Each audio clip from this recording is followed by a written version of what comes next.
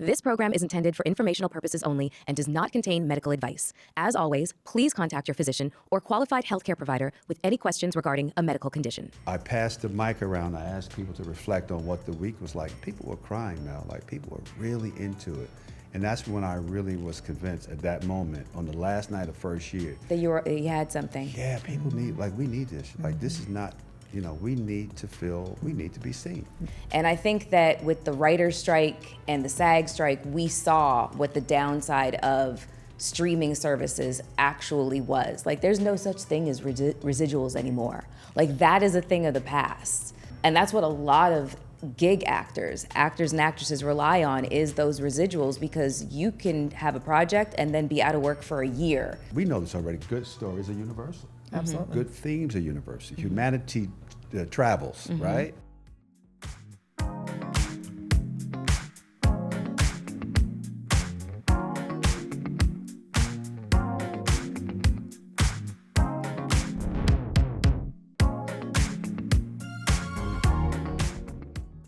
Some legacies are built on paper, some are built on vision, and some, the ones that actually change an industry, are built on the quiet radical belief that the stories being left out are the most important ones to tell. In 1997, Jeff Friday walked into Sundance, looked around, and had a thought that would alter the trajectory of Black Hollywood forever. Holly wouldn't, so he would. That single act of defiance became the American Black Film Festival, now the premier annual event dedicated to empowering emerging talent and showcasing film and television content by and about people of African descent. And somewhere along the way, he gained a partner in every sense of the word. Nicole Friday, Howard University alum, former Ford Models agent, radio producer, culinary trained force of nature, came on board during the festival's second year and has been with Jeff through every up and every down ever since. Together, they co-founded Nice Crowd, the live events company behind not just ABFF, but an entire universe of cultural experiences.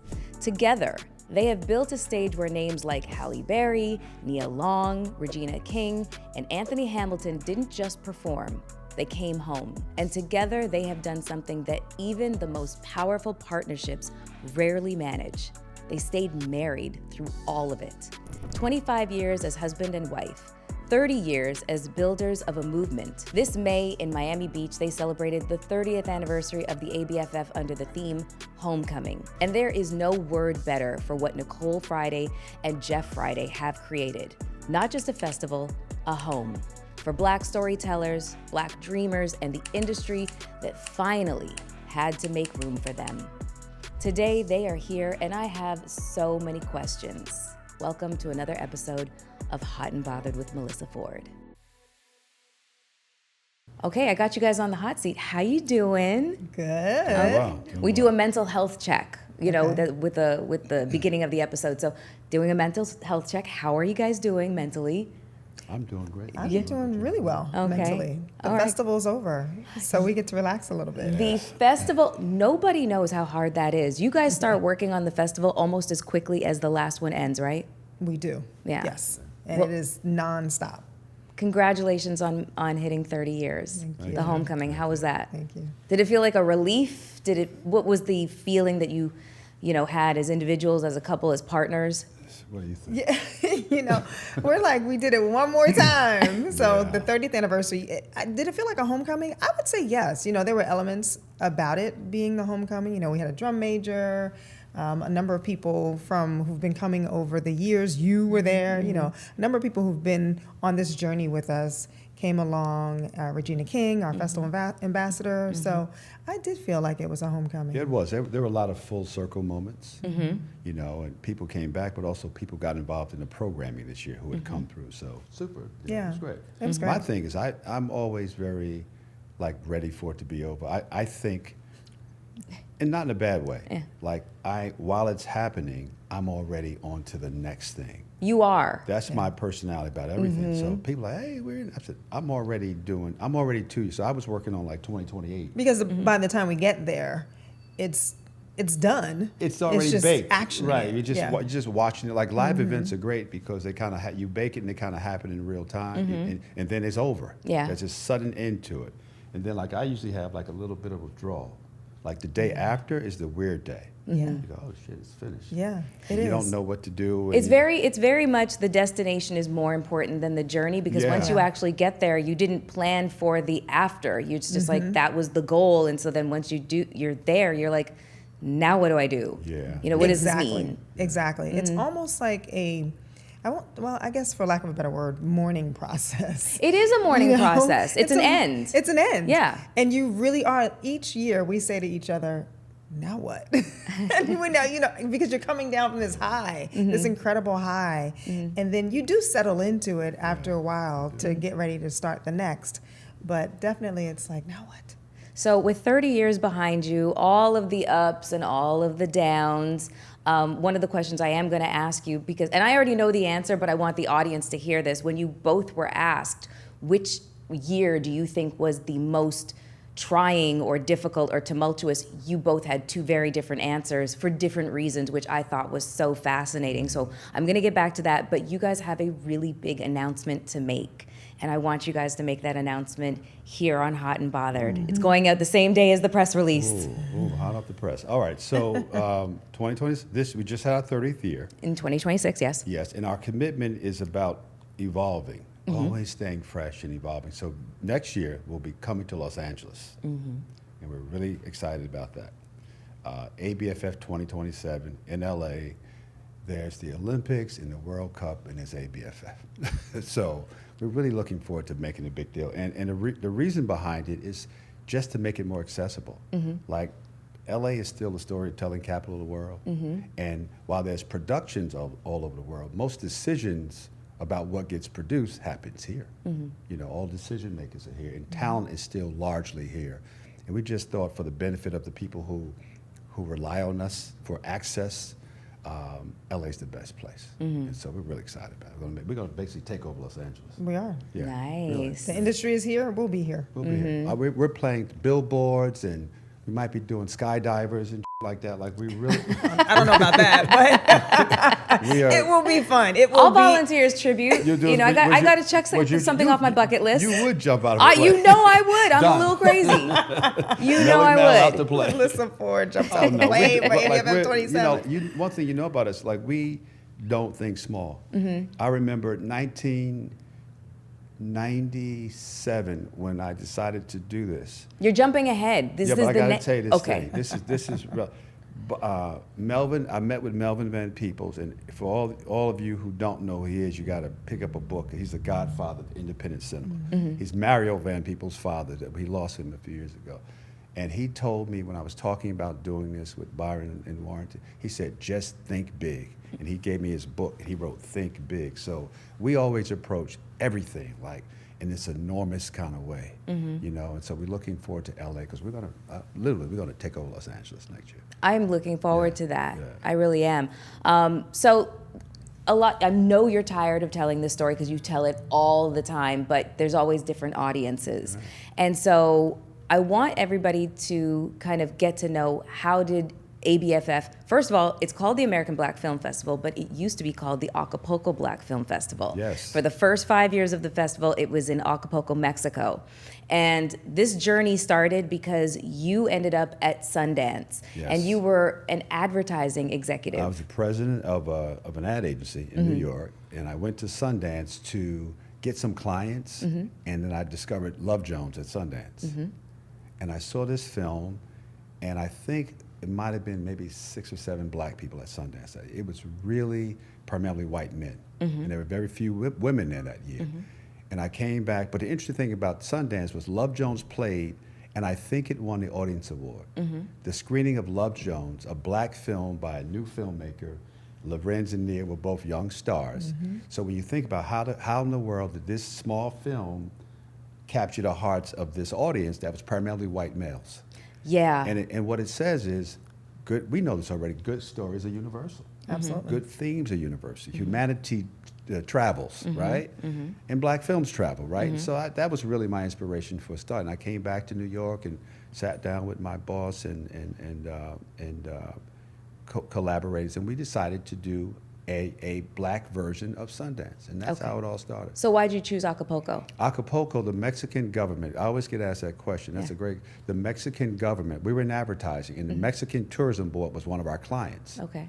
So, but we still wanted to go, I don't think I've told you this, we still wanted to go to a black country. We wanted to take it away from the big cities and take it to an island. Like Jamaica? Like Jamaica, and we went to Jamaica, and we went to, I think, Bahamas, and we went to Bermuda, and we tried to sell this into our people, and they weren't really taking us very seriously, if I'm being honest. Really? Yeah. So that was some of the resistance that you faced in the early but it's like people don't development. believe. I was 29 or 30 years old, and I was like, we're going to do a black film festival, and we're going to bring it to Bermuda or whatever. And they're like, okay, sounds nice.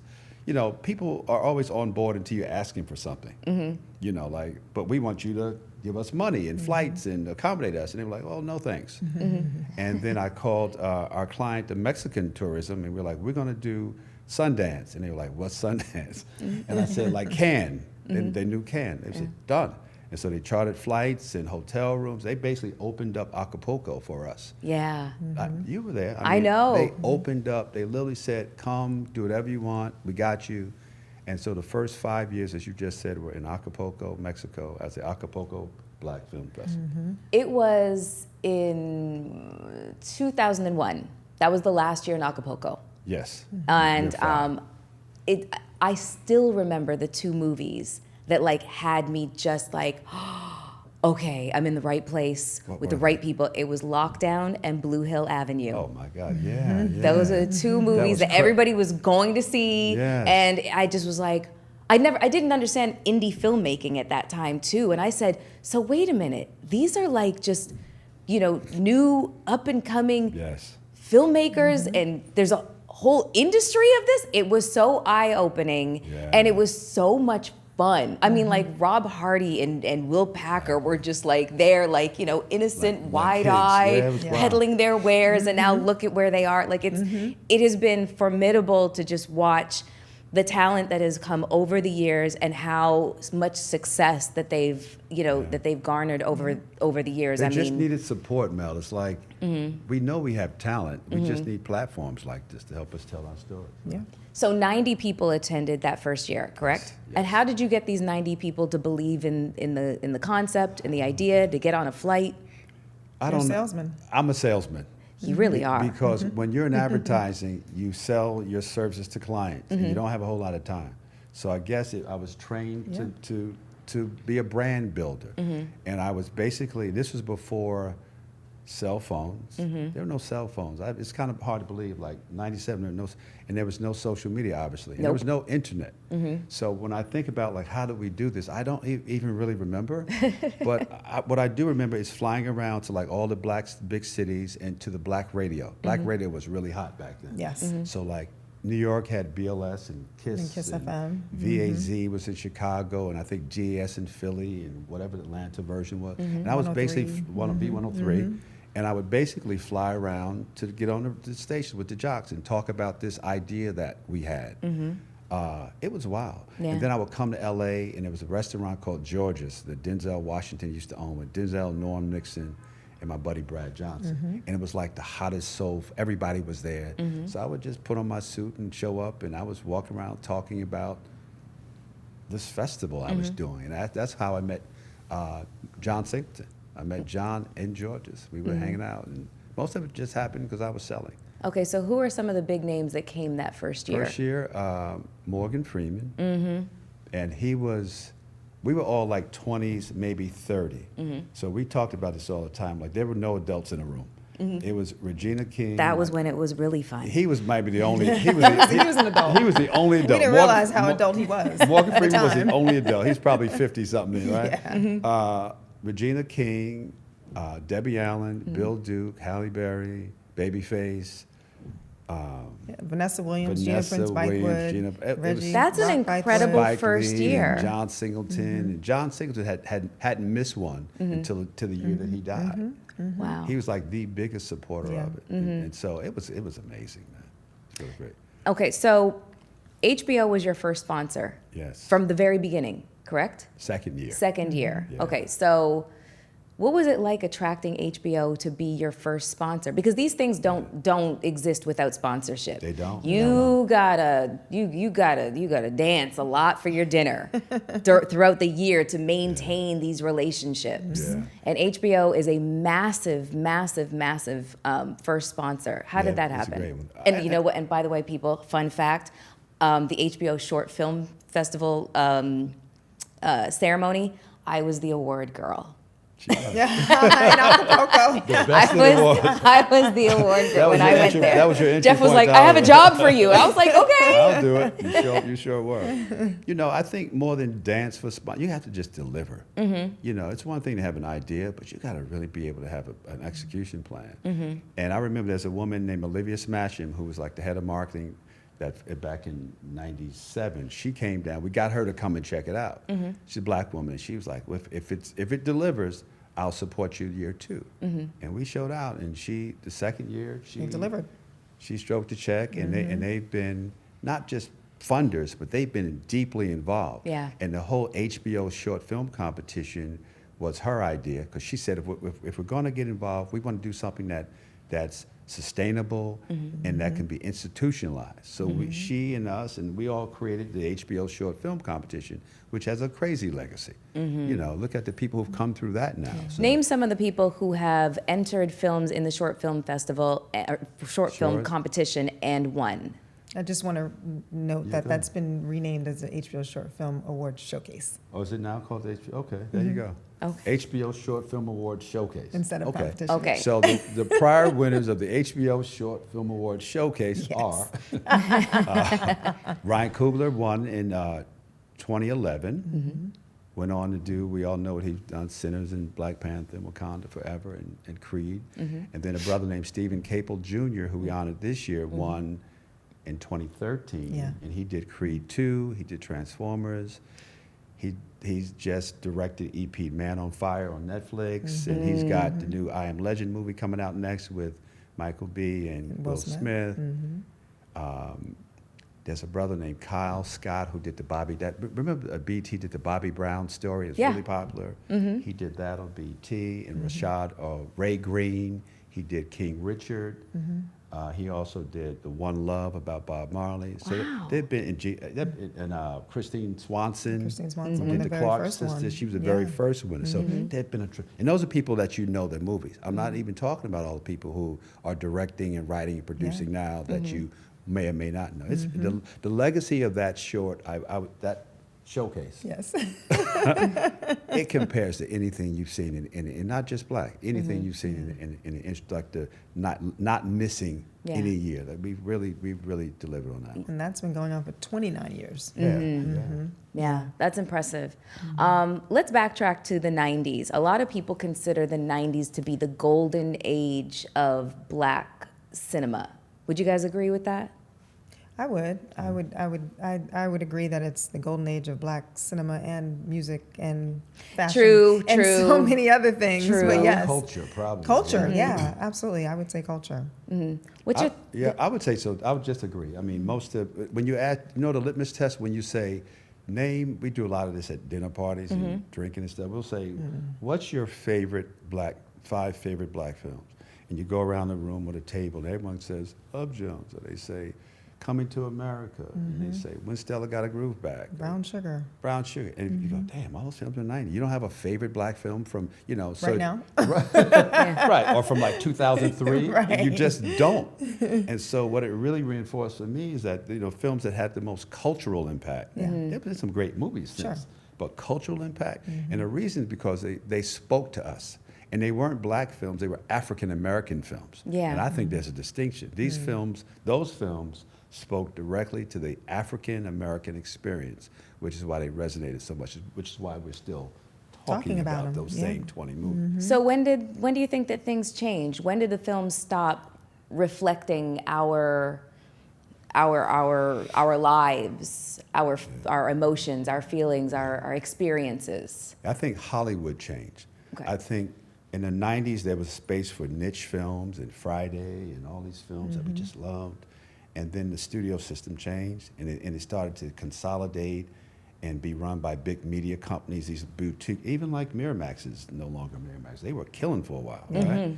And New Line Cinema was great. And what does Sony have? Not Sony Classics, the Screen Gems. Screen Gems. Right? All that's gone now. I remember that. You know? And those films. And Fox Searchlight? Is that Fox still- had first, yeah, Fox Searchlight. They did a couple of hits that you Yes. like. And so all those movies now, those divisions have been rolled up, and now they're just doing big tentpole movies. And the industry's changed. It's not even about black movies. There are no indie white movies really hitting now. It's just the industry's changed. Media companies are running studios, and you don't up your stock price doing a little tiny movie. Right. And there's a school of thought that says a $30 million movie takes the same amount of effort as a $300,000 movie, $300 million movie. So why make the $30 million movie? And that's really just culture's changed, the industry. I don't think it's about black or white. Just they're not making those movies anymore. So how do you use the festival to counter the, I guess, the lack of humanity that exists within that studio machine? Our vision was never about changing studios. I always believe you change what you can change. Our vision was always about elevating people. So I never set out, how the hell can I change what studio appetites are? You know, as an individual, realistically, what do we have to do with that? Zero, right? All we can do is what we've been committed to doing is we want to be a consistent platform for showing the world that you can deliver a trophy on that stage, or Ryan Coogler can make a short film. That's all we're doing. Like, we're not out here we're not taking credit for studios, the nuances of studios and the fickleness of studio, but we're also not challenging it. We can't really do much to determine what studio appetites are, which is why our mantra from the very beginning was because Hollywood wouldn't. Yeah. In my opinion, Hollywood wasn't checking for our talent. There were very few lanes for our talent, and those lanes were very specific to, usually based around stereotypes. You know, we'll put black films all have to be this, and black, you know. So we're not changing this, and I don't really have a lot of influence on that, and I don't pretend to have influence on the studio's appetite for content. Yeah, and I would just say that, you know, our mission has always been just to create a space. And you asked one question to Jeff about how did he get all of those people to Acapulco, going back to that for a moment. The reason why I think that people were intrigued and desired to go to Acapulco is because it was a community. It created a community. So even that safe space. That safe space thing. So even though some of the people attending were working actors or actresses like Regina and Nia and Lorenz and all of those people, they had jobs. In Hollywood, they had jobs, but they didn't have community. Right. And what Acapulco did was it created that community, that safe space. So there was nothing like the ABFF before the ABFF. Nothing. There was no film festival devoted strictly to people of color and their talent within the filmmaking industry. There were festivals. There's one I love, the Pan-African Film Festival, which is here. That existed before us. Okay. But the model was different. That was more centered on local and global. Our model was community. I think what we really did differently was we rewired people around the importance of community. I see Elise Neal and my dear friend and Lisa Ray all the time. We still talk about Acapulco. Every time, those are my girls, right? We still talk about Acapulco and how warm it felt. And I remember the last night of the first year. The first year we did on Juneteenth. I think it was June 19th, 1997. And people didn't know what Juneteenth, they weren't checking for Juneteenth in 97, but Things have changed. Things have changed. Now we know. And the last night, I passed the mic around. I asked people to reflect on what the week was like. People were crying, Mel. Like, people were really into it. And that's when I really was convinced at that moment, on the last night of first year. That you had something. Yeah, people need, like, we need this. Like, this is not, you know, we need to feel, we need to, let me say, we need to be seen.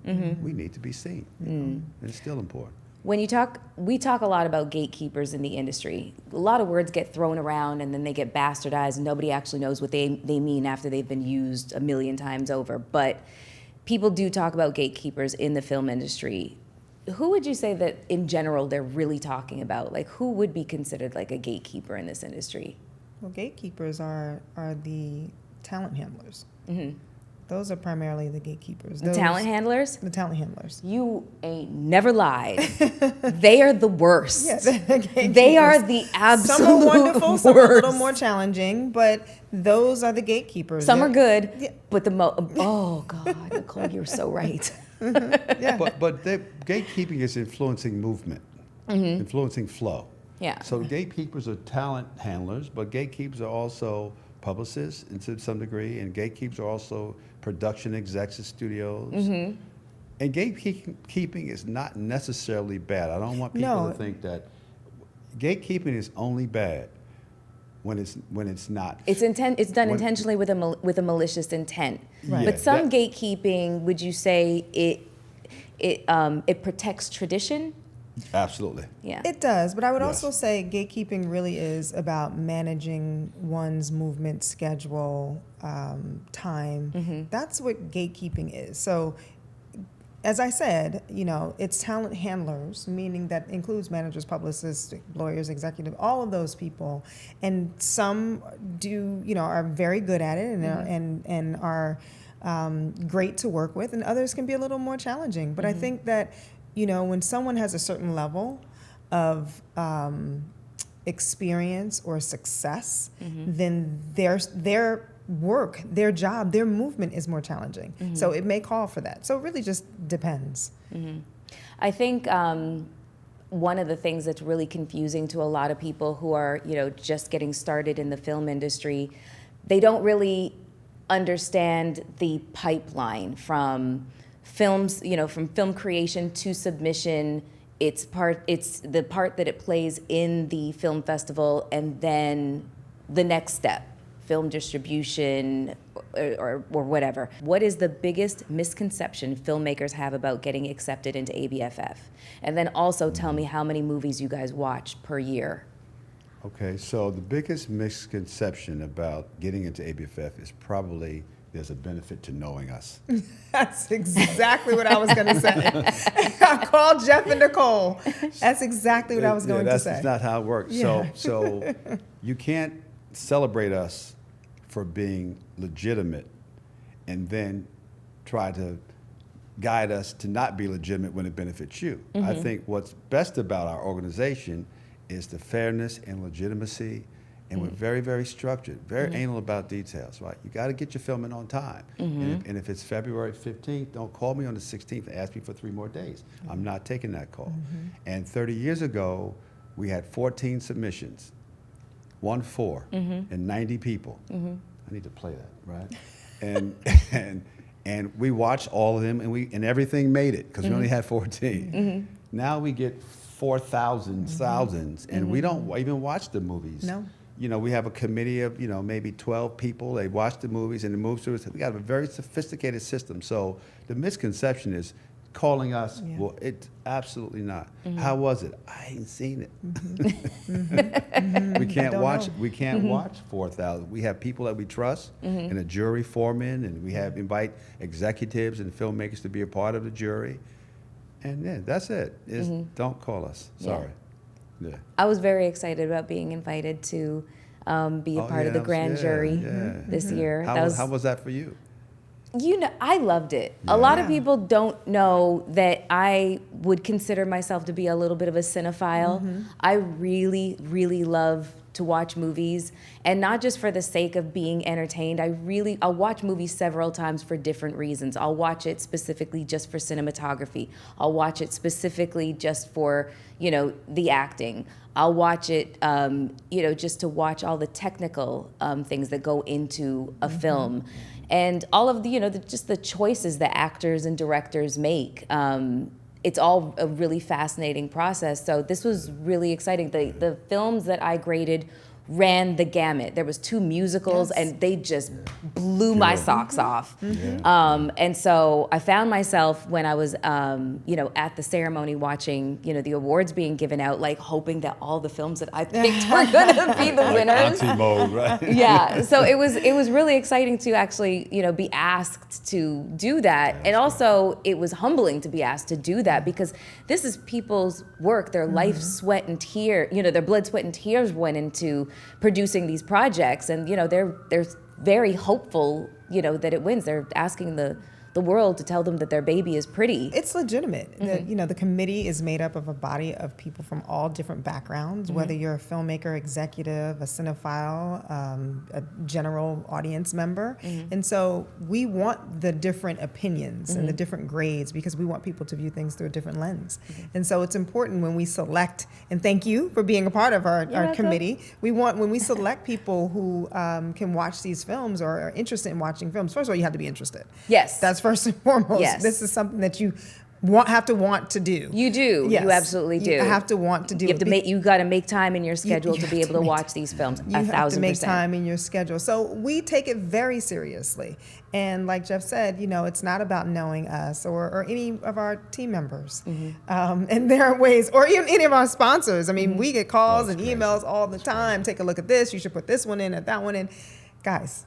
The other misconception is my film it already made 14 festivals. Why not this one? And what people don't realize is the fact that it made 14 festivals is a reason that we can't accept it.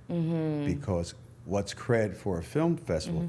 I'm first choice or no choice at all. Yeah, right. Yeah. Kind of. When you are the premier film festival right. to get into, Yes. when you have the reputation that you have, yes, we need to be your first stop. Absolutely. And maybe second if it's great. Right. But buyers don't show up if we saw that film They 2 don't. years ago at the so-and-so. No. It can't be that. So we very frankly just can't use that slot on films that, because we get a lot of that. Sometimes you get those emails back and they'll show them to me. This person, my film made 14 festivals. Precisely. Right. Congratulations. Yeah. So is there a lot of buyers, as you called them, in the audience at the film festival?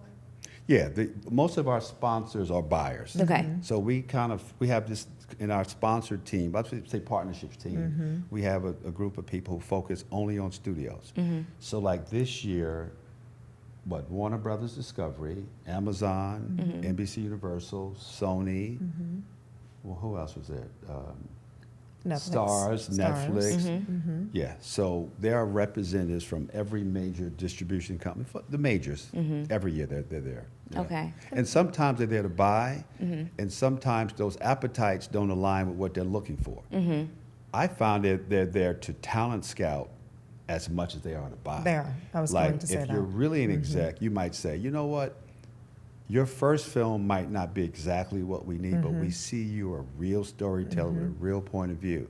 So we're going to call you in. So filmmakers get more meetings. Absolutely. More Right? generals. More Yeah, and I would go back to yeah. HBO for a second with that. There are only 5 films that we can showcase, but there are thousands of films that come through. And then when the committee really dwindles those down to about 10, 15, 20, they're still taking general meetings with those that were not selected to be a part of the 5. And so, yeah, I would say definitely studios are coming there not only for acquisition of films, of content, but also for talent. Talent discovery. The talent discovery part of it. Okay. And people don't understand the nuance. Like very few festivals are really markets. Like Sundance is a market. But even with saying that, if you look at how many black films got bought out of Sundance last year, there's a film called Ricky that's in theaters, recently was in theaters, and the filmmaker, he had to self-distribute his movie. He won something at Sundance last year, but in spite of that, he had to self-distribute the movie. That's right. So even going to a buyer's festival doesn't guarantee you that your film will be purchased, particularly films of color. It's my research, right? So showcase festivals are equally important. If people are coming to find storytellers that happen to be black and brown, they'll come to ABFF first. I can guarantee you that. Okay. So there was a movie that a lot of people were kind of wowed by at the festival. There was a huge, premiere for it. Strung. There we go. I was like, strung. It was, yeah. I keep saying sprung. Sprung. I almost said sprung too. No, you did. And it had quite a few stars in it. Oh, Chloe yeah, Bailey was in it. She looked sensational on the red carpet. And it is being bought by Peacock. Am I correct? It was distributed by Peacock, yes. Okay. So like in that scenario, is that the best case scenario that like a filmmaker could ask for? No, That that's a different model. Yeah. Okay. Yeah, that was the opening night film. Okay. And that film came through our partnership with NBC Universal. Okay. So it was already acquired. Okay. Yeah. Okay. That's a little Malcolm different. Lee was that's the director Malcolm. of Yeah, that. Malcolm D. Lee was the director. Okay. So that's a little different model. So the independent films that come through the festival are those that have no distribution, no acquisition, nothing. The studio films that are showcased or screened at the festival are already on a platform, a streaming platform, or will be in theaters or on television or whatever the model is. But that's how that works. So we have our spotlight screenings or our opening night film, which is with a studio, and then the independent films have no distribution. And that was their world premiere too. And that was their world premiere, yeah. Strong. Okay. Yeah. And those are primarily, the independent films are primarily emerging artists. Okay. Okay. So I want to backtrack because we mentioned streaming services a little bit. And on the surface, it feels like streaming services have opened doors. But do you think that it's just created the appearance of creating opportunity, or it actually has? Like there's an upside and a downside to everything. And I think that with the writer's strike and the SAG strike, we saw what the downside of streaming services actually was. Like there's no such thing as residuals anymore. Like that is a thing of the past. And that's what a lot of gig actors and actresses rely on, is those residuals, because you can have a project and then be out of work for a year. And those residuals are the things that kept you going. Keep you alive, yeah. Yeah, and they're really a thing of the past now. So what's your overall thought? And I know that, you gotta be PC because the streamers are. PC is cool. I think that in the beginning, streamers created more opportunities for distribution because everything's not what they call theatrical. Theatricality is something very specific, right? It's got to be a big commercial theme, and everybody's got to go, and there's a lot of pressure about keeping your films in theaters, right? Because there's shelf space. Yeah. So streamers did open up the floodgates. More content, a lot more stuff's getting made. The economics of streaming, not so great. So yes, it did create more opportunities for more people to get, like there are a couple of storytellers now that got great, huge deals that came out of streaming deals. These overall deals that are new to the world. A lot of black creators are doing really well and telling some great stories, right? Because of streaming. The flip side, the economics of streaming is, I don't particularly think is to the advantage of the storytellers, particularly the writers, right? No, all of them. I shouldn't even point out all of them. So, to your point, everything has a plus and a minus, right? The pro is more, the con, the economics not so great. And also the information sharing for streamers. Streamers haven't historically been too attuned to providing information. Like if your film is in the theater and it does $500 million, it's public information. So now what your agent does, he says, well, Ryan just did a film that did $500 million in the box office. Right? Increases your value in the world. Streaming, because the information is kind of hidden, you don't really know when you hit it out the park. And so you can't even leverage success the way you could with box office because it wasn't front facing, right? So now you'll have a film that does 400 million streams and you might not get that information. So, with everything, it comes pros and cons. I'm kind of on the fence about it all. I see the pros, and I also understand the economic downside of some of these streaming companies. So you feel like black films, like they lose something going straight to streaming, sidestepping the theatrical release. Yeah, I think the joy. And I'm not a filmmaker. I EP'd stuff, but I'm not a director. And you did try filmmaking once, though. Yeah, but I was just don't start that. I was in it. Yeah, you was. And it was actually pretty good. But you lose that joy. We always talk about that the last seat in the audience, and I've probably done this more than anybody, right? When you sit in a movie theater. And most filmmakers will sit in the last row, and I've watched this with some famous people over the years, and they just take it all in. You sit in the last row on the end, and you watch how people respond to your film. There's a joy, I think, you get from audience engagement. Your mama's in the room and your cousins, and it also helps you understand culture, what shapes culture. When you stream a film and it's playing in Belgium or in Beverly Hills or whatever, you don't know what's happening. You don't get any audience reaction. The only reaction you get is what people are saying online, on social, and oftentimes the biggest voices are the negative voices. Yes. So you really don't even know you really don't know what you did. There's no test market for it. So perfect example of that. You can take that right back to Strong. So we watched that film. We watched it at home first. We screened it at home. Yeah. Just the two of us. And the reaction was one thing, and then when we screened it at the festival, The audience reaction was Screaming at completely the different. movie. I mean, it was insane. Yeah. So Great. that's like it was in the theater, so to speak, and just that moment, that movement, we looked at each other and were like, wow. filmmakers need an audience. Yeah. Your first audience is everything. And actually, we're working on something that will hopefully change that. We'll be able to talk about it when we come back to see you. Okay. But something that will get black films back into movie theaters. We're huge proponents of movies need to start in theaters. Yeah. One thing that I know about you, Jeff, is like your brain never shuts off.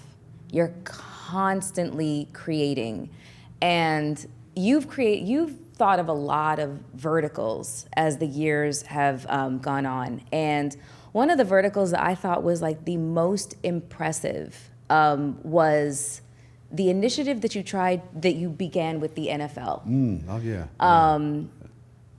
I don't want to butcher it, but I'm going to try to, explain for the audience what happened.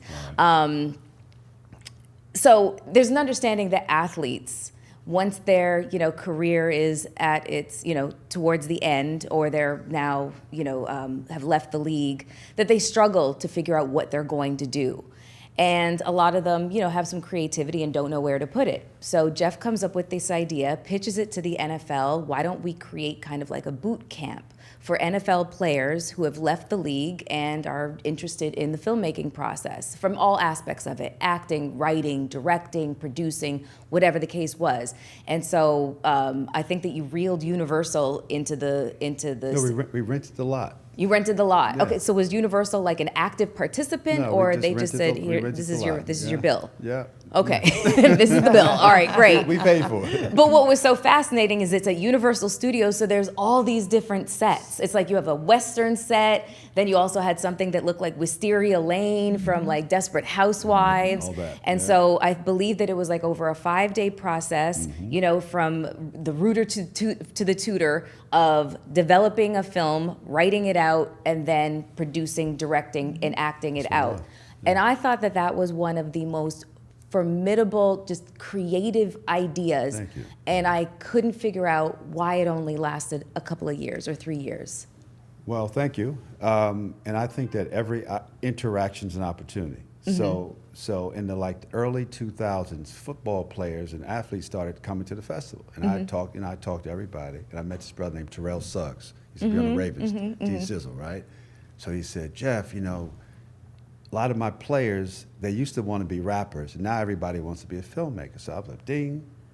So I said, what do you think if I reach out to he and I kind of said it, what do you think if I reach out to the league and see if they'll let me do a boot camp? Just what you said. Yeah. It was 7 days, writing, directing, acting, producing, cinematography. And then the last 2 days, we did a 24-hour movie. I did 2 teams. I broke them up to the East and the West, and the guys are super competitive anyway. Yeah. And they competed for them, and I brought in like mentors like Lee Daniels and Robert Townsend and my man Singleton. It was fantastic. Then I would call my actor friends. And, I remember yeah. I was there. I acted in one of the Yeah, films. and it was just great. And the league thought it was a great idea. I actually dropped in. This is why I tell people, just go for it. Like, don't talk yourself out of things. I wrote a letter, not an email, like a letter, and dropped it in the mail. I sent a letter to Roger Goodell. I think He was the commissioner at the time, in yeah. 2011, and I sent it to David Stern, who I think was commissioner of NBA at the time, yeah. Never heard back from the NBA. But I got a call back from the NFL. There's a brother named Troy Vincent who was the head of player development. He was helping them build their careers after sports. It was great. I thought it was one of the most fun, and we did it for 3 years, and they decided they didn't want to fund it anymore, which is why it went away. But I've created some lasting relationships with the guys. A lot of them have gone, these things work, right? A lot of them have gone on to acting and directing and executive producing. So thank you for that. That was a lot of fun. Yeah, I thought that Yeah. was like a really incredible idea, and Yeah. I couldn't figure out where it went. Like, how come it didn't continue? Priorities change by people who control purse strings. But we have to challenge these priorities sometimes. Why don't we write a letter back to them and tell them why they didn't? Get on the gram and talk about it, and we'll do it again. I'll do it. Because it was great. Listen, I'll do it. And you know what? You have become very loquacious in recent years. When there's a bee in your bonnet, you let the world know. Yeah. You've written You've written at least one op-ed. I did 2 recently. Two op-eds. Yeah. Okay, the one that I do know that you wrote was about the situation that happened at BAFTA this year. Disgraceful. But Yeah. And the first one, remind me what that was. the second one The second was one. the one that I think LA Times, the Wrap covered it, op-ed. It was the one when the sister. Well, the first one was safe The spaces. first one was safe Yes. spaces about BAFTA and the importance of us finding safe spaces and going to BAFTA, but never forgetting that home matters too, right? The second one was I was watching the Oscars and the cinematographer Autumn, I forgot her last name. The one for Sinners, yeah. She won for Sinners. And she got up there, and normally these acceptance speeches, in my humble opinion, are very obnoxious. And she was just warm. And she thanked Ryan, and she thanked everybody. And I was just sitting there saying, damn, she's really nice. So I wrote a piece about can you be nice and be successful in Hollywood? And I still don't know the answer, but that was it. Those were the 2. And again, Mel, I always believe that I don't like to talk unless I really have something to say. And I kind of don't like to listen to people just talk. Oh yeah, I know. Me neither. Absolutely. Talk's very cheap if you're not backing up with some action, right? So. Yeah, you also wrote something. It was very short. It wasn't an op-ed, but it was about comp culture, and that is something that I'm sure the both of you it's probably more than just an annoyance to you.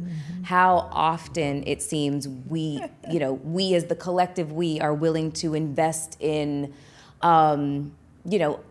other institutions and pay top dollar. And when it comes to our people, we're always looking for a handout, a hookup, A freebie. a freebie, all of the above. And it begs the question, how are we supposed to develop and grow and become as big as these other institutions if we continue to treat this as like just, I don't know, the cookout that we, may or may not bring a dish to? Well, it's a matter of respect. And unfortunately, many of us have more respect for the other institutions than we do for our own. And so when people call us and ask for comps, comp passes or comp tickets or whatever the comp is, my question always is, well, how did you get here? Did you pay the airline? Did you pay the hotel? Did you pay the car service, the Uber, or whatever it is however you travel? Did you pay all of those things? So then why wouldn't you pay for the ticket or the pass from a black company? And it is frustrating, and I get really, really frustrated by it. I really do. And I was so, happy when Jeff posted that. And I don't post on social media very often, but I did feel the need to follow up with him and put that on my page as well. And the comments that we received from it, like people understood it, they got it. We went right at them. Stop asking us, stop texting us, stop calling us, stop all of the things that you're doing. It's not just a piece of paper, it's our livelihood.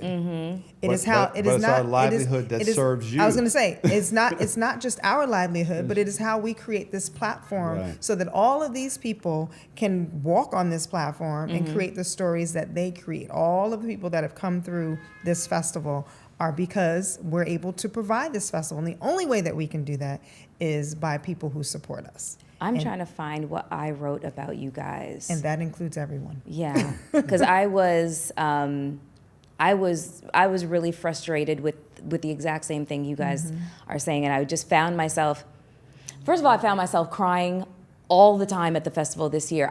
My heart was just so full for you guys at what you've created. This is not just a legacy on paper, it's a living, breathing organism.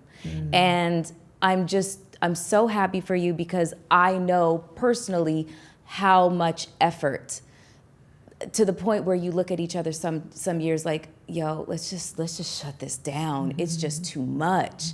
And after I read this, I want to ask you guys about the year that you thought that this is a wrap, we can't go forward, because you guys have both two different answers. But I found myself watching the conversation with Regina King, crying, you know, because I'm a marshmallow these days, but she's just oh God, you just want to give her a hug. She was great. She's such a beautiful human, and it just warmth radiates off of this woman. It does. And I found myself just very emotional and then getting annoyed with, you know, the whole comp culture thing. So I wrote this. The ABFF isn't just a personal and professional legacy for Jeff and Nicole Friday. They've built an institution for Black filmmakers, actors, storytellers, and creatives. I've been coming to the festival since it was called the Acapulco Black Film Festival, hence my legacy pass. I was holding it up in a picture. And I've seen the most unknown creatives blow up into global phenomenons. A lot return, some don't. They start entering white-owned and built spaces and never look back. They rarely even mention in their acceptance speeches or their bios where they got their real first chance to peddle their wares. The expectations we seem to have to be comped within our culture but pay top dollar for the inclusion in these other spaces frustrates me. I'd love to see a dramatic shift towards our collective sense of investment in our culture. I wrote that on my Substack because I was so impressed with a Ryan Coogler or Stephen Capel Jr. And all of the alumni who continue to come back and understand that their visibility is support in itself. Sure. And then knowing the others that never come back. They get their first shot here, sometimes their first investment, monetary investment. And then when the buzz starts to grow and Tribeca starts, you know, knocking on the door, they're like, oh, I'm Jeff, Nicole, I'm so sorry. I thought that, but I just, you know, and I'm just like, you know, and I know you guys have to be, you know, diplomatic and, you know, and just kind of turn the other cheek, but I'm here to be your pit bull and say it sucks and just kind of call that out, because it's frustrating to see. Yeah. You know? You know, the thing that I would say is it's fine to be recognized and to be a part of those other institutions. It's fine. What I always say is just don't forget about us. And we talk about this thing called keep us in your bio. And what frustrates me is when they leave us out of their bio. Yeah. You can go to all of the other festivals, organizations, platforms. That's great. The more the merrier. Do all of that. I encourage you to do all of those things. But just don't forget about us. And come back and give back to us so that we can sustain and we can maintain what it is that we've done for you and for so many others. It's so simple. It's so simple. Okay, so here's the question. What is the year that you felt like it's a wrap? This is our last year, can't continue, we're done. Every year. Every year. Right?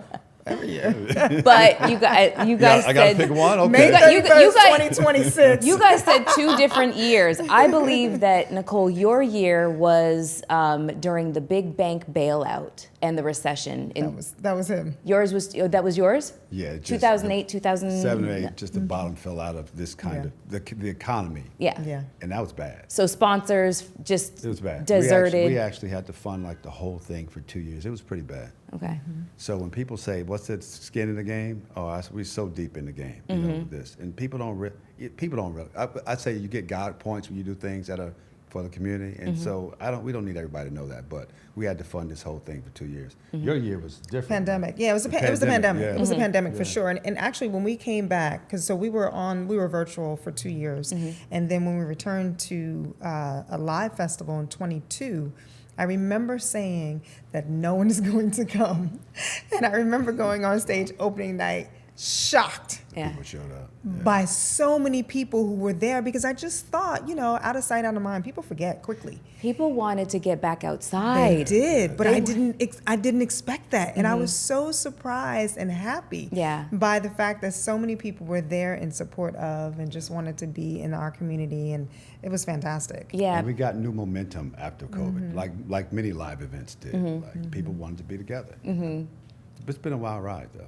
It hasn't been easy. So what's the difference between ABFF and Nice Crowd? Nice Crowd's the parent company. That's okay. That's the parent company. ABFF is one of our properties. Okay. Yeah. All right. So talk a little bit about the expansion, because you guys have gone across the pond to London, and I know that there's an expansion plan into Africa. You guys are already accepting, or have been accepting, submissions from filmmakers in Africa. So what's the expansion plan there? You talk about that. Just the globalization of the brand. We recognize that community is a global need for us. And we all know that Black and African communities don't collaborate enough. And we just want to be a source of that. So we've got a flagship event in the US. We have a London event, London ABFF in the fall, and we're working on Joburg. And we also have a 4-city domestic tour. So we're building an institution. You know, people say, what's your brand plan? You know, back to advertising, like brands are just things you buy and sell. Nike's a brand. We're trying to serve the community. So we're building this global, our vision, someone said, what's your North Star? Like, our vision is to build a global community that empowers Black creatives. That's what we write up on the board, and that's what we're working towards. And you can't do that staying in one place. You have to go where the people are sometimes. So that's what we're doing. Okay. So the question that everybody probably has is, what is it like to work with your wife and with your husband? And to do this, did you guys celebrate 25 years yet? 24. 24. You're at 24 years. Okay, so you're almost 25, but you've been working together as partners for longer than that.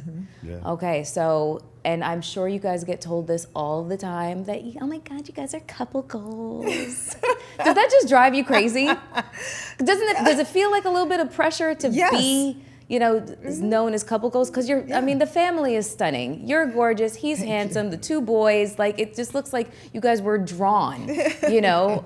So you're aspirational, but I feel like that must add a lot of pressure as well, to just always have this kind of facade or veneer of perfection. I don't think we're doing that. It's a compliment, and I accept it humbly and gracefully, but I don't think we're put on it. We're just who we are. Like, I picked her. I chose her. Right? Because of who she is. So I don't think we're putting on a facade of nothing. So our lives are not perfect. And we argue and we fight and we can't, just like everybody else. But our thing is about dignity. And I'm just into dignity, man. Like, I just think that we have to, you could be Black as hell and be dignified too. And sometimes we think those things are mutually exclusive, you know, and we're just trying to prove you can be Black, you can be dignified, you can be loving, you can be supportive of people. So we're just who we are. You know, like, we look up to the Obamas, like, we love them. And, Everybody does. And I don't think they're perfect. I know they curse each other out. Yeah. She said it. She said she couldn't stand him for about 10 years. Right. You got to be a married woman to understand that, I guess. Do you know what she was talking about? Absolutely. But I think that goes both ways. Just when you're in any type of relationship, friendship, you know, parent, child, husband, wife, you know, and particularly for us, because we spend a lot of time together. A lot of time. We work together. We do everything together. Even when we're not working, we just hanging out together. I'm great to be around too. So you got to factor that. All right, but you cool. I'm easy to be around. Oh Lord! But I have to say that there are, you know, nothing is easy, but you have to work at it. We work at making this a good relationship. Do you have to compartmentalize though? Because there's got to. I don't know. I've never been married and never worked with a spouse. So is there a point in which, you know, you have to, you know, differentiate between the business and then the marriage? Like, literally, once I close this door, we don't talk about business. We are a married couple right now. Absolutely. Okay. And sometimes the door opens back up, and sometimes it's too early, too late. But we'll say to each other, I can't talk about that right now. You know, we'll literally just say, like, I can't do work right now. Like, I need to cut it off. I need to shut it off. Let's talk about something else. Okay. You know, we do that. Like, okay, it's Saturday or whatever the day is or whatever time it is. We're done with work. We can't do that because we work together. It can be all-consuming. So you have to make a deliberate effort not to talk about work. Let's talk about hot and bothered. Let's talk. Did you see this? Did you see what Melyssa said? Let's talk about that. Yeah, you we know, just so talk, either work or your podcast. That's all we talk about. I love that. I love that. Okay, so Jeff, you used the words "you chose her." Mm-hmm. You said you also had a funny story about your first date. Oh yeah, so we had a cool first date. So we met about a year before our first date. I think my details are fuzzy. So we both were dating other people, and so we met. You know, and the kind of people we are, we were loyal to those relationships at the time. I had an agenda, but I was still locked in. You know, and about a year ago, we separated from our. You know, we were free. A year later, we reconnected, and hey, I'm free. Oh, cool. So we went on a date. So our first date was love and basketball. Whatever year that was, 97, it had to be, right? the year that That first that was date. 2000, right? 2000? Yes. Love and basketball was our first date, our very first movie date. And I remember we were sitting there before the movie was coming. We got there early, and she leaned over to me. She said, "I love your voice." And I was like, "Oh shit." Because I wasn't before her. I was dating a certain kind of woman. Probably talking too much, but And what type of woman was that? she was more guarded. Okay. I was in New York and New Jersey, and I don't want to stereotype women, but you know, like she was guarded. She would love my voice, but just hold it back. And what really got me was she wasn't guarded. Like, I love your voice. And she looked at me in my eyes. Oh, she really? It was like a compliment. And in my charge to black women, I don't want to get controversial, but I give your man a compliment. You know, it ain't nothing wrong with that. Like, get that man. If you think you love his voice, say it, because it changed things. It was game changing. I lit up, and I was happy. I started talking more. Boy, it's that simple, huh? I started talking. I walked to the bathroom. My chest was poked out. Like, it was a great moment. And it was only because, and sometimes, this is my little relationship advice. I normally don't give it, but sometimes the man, he still chooses you, in my opinion, but sometimes he doesn't have to go first on everything. She kind of went first with that, because I was being... Because I chose him too. Yeah, That but I part. was being a little guarded with, of course I invited her out, but she went there first. And it just kind of made me gravitate. It made me uncomfortable in a good way. So that was our date story. We watched the movie, we loved the movie, and that's all I remember. But I remember the compliment more than I remember the movie, believe it or not. Wow. Yeah, that was it. Okay, and then that's all she wrote. Done. Did you have an idea that she would also make a wonderful partner as time went on? Not just a partner in life and marriage and, you know, rearing children, but business partner, because she's been your business partner for a really long time. Back then, we weren't thinking about business. She had her own career. What were you doing at the time? You were Ford? Oh, Essence. I think she was an agent at Ford Models. But was that right? Yeah. Yes. And so we weren't thinking, you don't really think about everything. You know, I also think when you But the way we actually brought together was because you wanted to invest in a company. And the person who introduced us said, "Oh, there's this, person I know, and she does this, that, and the other, and you guys should meet." I was investing in a modeling agency, believe it or not. I believe That's you. how crazy serial my brain goes. Yeah, I know. And a friend of mine said, I know a sister who went to Howard too. We both went to Howard, and she works as a model agent. You should meet. And that's how we met. So, but I'll answer your question. I wasn't thinking about whether she'd make a good, because I don't know that all spouses make good business partners. No, I don't they think probably that's a prerequisite for your spouse. It's not a prerequisite. No. But most people think that, say I could never work with my spouse. Like Our sons say that. Yeah, they're like, I don't know how you do it. I think the benefit of working with your partner, whatever your partner looks like, is you're always on the same field. Yeah. Like, when she benefits, I benefit. There's never a moment where something that helps me hurts her. We're we're on the field together, right? And like sometimes, if I'm being honest, sometimes when you're not working with your spouse, imagine your husband and your wife, you're working your ass off, and you feel like you're being coached. Run harder, make more money, we need a bigger house. That's coaching. That's somebody standing on the sidelines, not playing with you, yelling at you, telling you what plays to execute. That doesn't feel so good. I'm not very coachable. But when you get on the field with me, you roll up your sleeves and you block it and you throw it, I'm catching the rock. That's what really works for me. So I actually really do appreciate to have someone on the field with me every day, in spite of the challenges, because it does tax your relationship sometimes. Yeah. You know, you're supposed to be romantic and you thinking about profit. Budget. You Ooh, that's sexy. Numbers. You know, you got to find ways to make that sexy, right? Ooh. But you know, having somebody like on the field with you every day is it's a beautiful thing.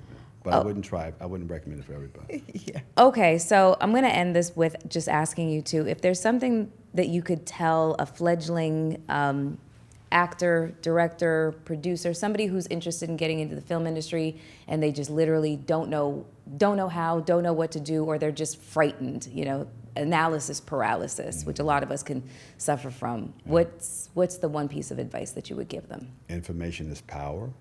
Okay. Be informed. You say you want to do something, you should watch it. If you want to be a director, you should have watched 1,000 movies. That part. Study the craft. Yeah, like, I want to be a director. And you say, how many movies do you watch? Well, I'm not, what? You know, information is power. You have to study the greats, but actor, the same thing. You wouldn't believe how many people approach us about wanting to do something and they haven't even done the work yet. No, I would believe it. it. It happens all the time. Yeah. Information is power. Then I'll borrow from what Melvin and people said to me, and think big. Don't create your own limitations. Just think out the box. I think the combination of the two of those, you'll be good in most cases. Yeah, and I would just say, you know, a cliche: get in the game. If you want to win, you have to get in the game. And all of those things that you just said, it's part of the game. Yeah. You know what I tell people? What's that? Go to the ABFF. Well, I was love going to say that We too, love but that. I felt like that was No, you know, but- too obvious. I mean, it's true. Like I promise you, I get into these conversations a lot because a lot of people, you know, they're fans of mine or supporters and they're interested in that sort of thing and they know that I go there and they're like, yeah, I want to do this, I want to do that. I'm like, literally ask them what question. I ask them questions like, well, what are you doing? Are you studying film? Do you have a favorite director? Do you have a, you know, favorite? I ask them about what part of the craft they're actually studying, and they're like, well, I don't know. I said, okay, start at the basics.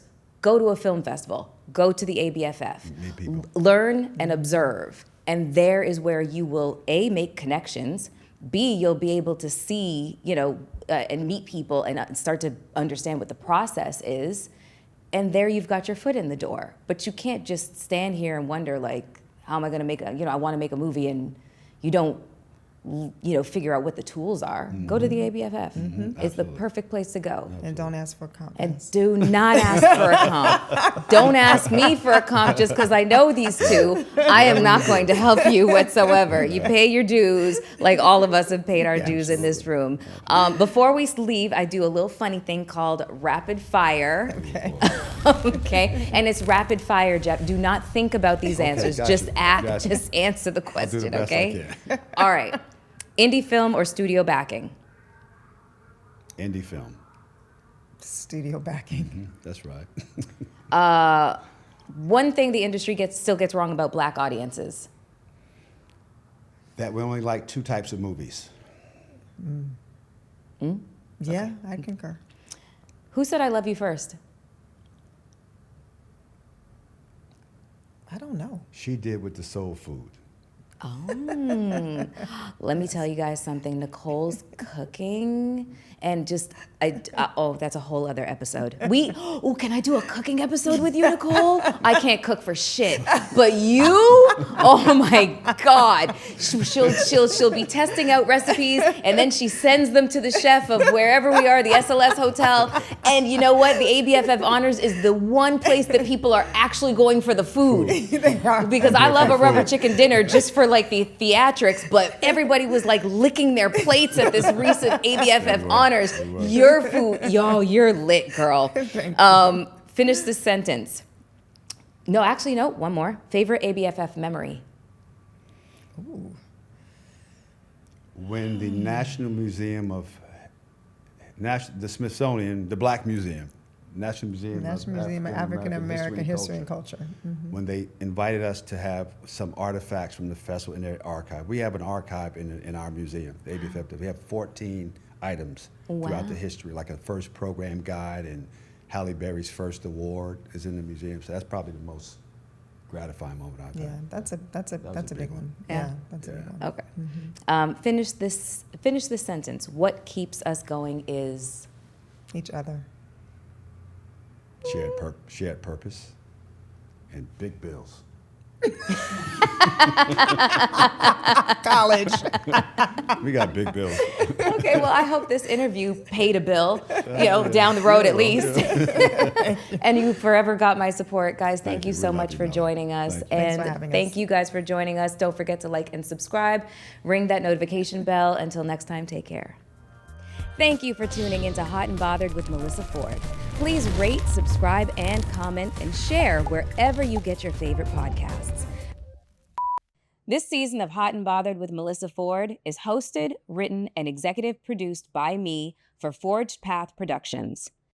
This season was written and produced by Sebastian Godin. This episode was shot by our LA-based crew, Powerhouse. Editing done by Freddie Chica, Nicole Benante, the Bassi Group, and Emmanuel Martinez, and executive produced by Rachel DeSalvo.